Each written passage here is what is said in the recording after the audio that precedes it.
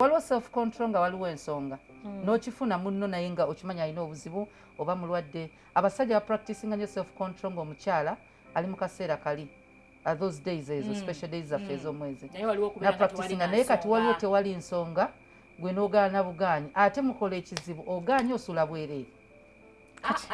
Waliwo okusula obwereere Dabo bedi mazongo omwana yagiyimba nti kale munno omutadde ku buzibu asuze ku mpiso ate noteeba kakitanda kwebaka eno munno leme mutaataaga n'otandika nti ambulira n'omusemberera soko sirike kukwekyusa kuti omukuba beaf njereere kakati obonereza mwami wo oba mutemu wakere kyanofu attempted murder kikyekyo era ofunamu ki nga munno yenna yeefunyiza alinga gongolo anti oyo mukazi yage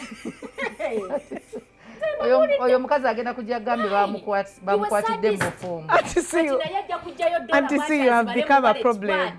Azibale mu wallet bwati amala azizzeemu azikuba ensawo afulume naawe odaage nga naawe olina kyoyagala.